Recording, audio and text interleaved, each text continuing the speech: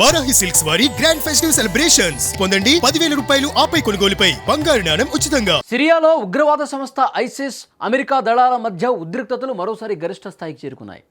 గత నెలలో జరిగిన ఉగ్రదాడిలో అమెరికా సైనికులు ప్రాణాలు కోల్పోయిన నేపథ్యంలో దానికి ప్రతిస్పందనగా అమెరికా సెంట్రల్ కమాండ్ భారీ వైమానిక దాడులు నిర్వహించింది. ఆపరేషన్ హ్యాక్ ఐ స్ట్రైక్ పేరుతో చేపట్టిన ఈ దాడుల్లో ఐసిస్కు చెందిన కీలక మౌలిక సదుపాయాలు ధ్వంసమయ్యాయి. 2025 డిసెంబర్ 13న సిరియాలోని పల్మైరా ప్రాంతంలో అమెరికా సిరియా దళాలపై ఐసిస్ ఉగ్రవాదులు మెరుపు దాడికి పాల్పడ్డారు. ఈ ఘటనలో ఐవా నేషనల్ గార్డుకు చెందిన sergeant Edgar Brian Torres Tovar, sergeant William Nathaniel హోవర్డ్లతో పాటు అయాద్ మన్సూర్ అనే పౌర అనువాదకుడు మృతి చెందారు. తమ సైనికుల మృతిని తీవ్రంగా పరిగణించిన అమెరికా ప్రభుత్వం వెంటనే ప్రతీకార చర్యకు ఆదేశాలు జారీ చేసింది. అధ్యక్షుడు డొనాల్డ్ ట్రంప్ ఆదేశాల మేరకు డిసెంబర్ 19న ఆపరేషన్ హ్యాక్ ఐ స్ట్రైక్ ప్రారంభమైంది. తాజా సమాచారం ప్రకారం శనివారం మధ్యాహ్నం అమెరికా గగనతల దళాలు సిరియా వ్యాప్తంగా ఉన్న ఐసిస్ అడ్డాపై విరుచుకుపడ్డాయి. సెంట్రల్ కమాండ్ విడుదల చేసిన వివరాల ప్రకారం ఈ దాడుల్లో సుమారు 35 ఐసిస్ స్థావరాలను లక్ష్యంగా చేసుకున్నారు.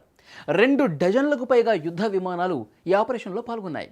90కి పైగా ప్రెసిషన్ మునిషన్లను ఉపయోగించి ఉగ్రవాదుల ఆయుధ నిల్వలు, శిక్షణ కేంద్రాలు, అలాగే కమాండ్ సెంటర్లను ధ్వంసం చేశారు. ఐసిస్ మళ్లీ సంఘటన కాకుండా అడ్డుకోవటమే ఈ దాడుల ప్రధాన ఉద్దేశమని అమెరికా రక్షణ శాఖ అధికారులు స్పష్టం చేస్తున్నారు.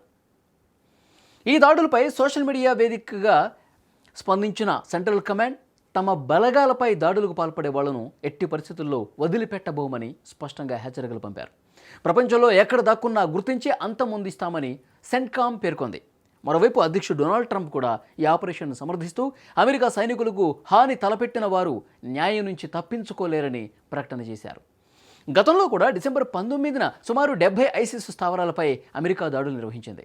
ఆపరేషన్ ఇన్హెరెంట్ రిజ్వాల్లో భాగంగా ఐసిస్ను పూర్తి స్థాయిలో నిర్మూలించడమే లక్ష్యంగా బలగాల మోహరింపును కూడా పెంచారు. ఈ ఏడాది ప్రారంభంలోనే సుమారు 1800 మంది అదనపు సైనికుల్ని మధ్య ప్రాచ్యానికి పంపటం గమనార్హం. సిరియాలో నెలకొన్న అస్థిరతను ఆసరాగా చేసుకుని ఐసిస్ మళ్లీ పుంజుకోవాలని చూస్తోంది. ఈ క్రమంలో అమెరికా జరిపిన దాడులు ఉగ్రవాద అణిచివేతలో కీలకమని రక్షణ రంగ నిపుణులు భావిస్తున్నారు.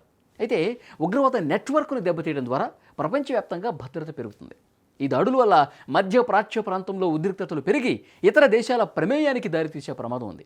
సిరియా గడ్డపై శాంతి నెలకొంటుందా లేక ఈ దాడులు మరొక యుద్ధానికి కారణం అవుతాయా అన్నది అంతర్జాతీయ సమాజంలో చర్చ జరుగుతోంది. మొత్తానికి అమెరికా సైనికుల మృతికి ప్రతీకారంగా జరుగుతున్న ఈ పరిణామాలు సిరియాలో మరింత యుద్ధ ఉద్రిక్తతను పెంచుతున్నాయి. భవిష్యత్తులో ఈ దాడులు ఎంతవరకు వెళతాయన్నది కూడా చూడాల్సినటువంటి అవసరం ఉంది.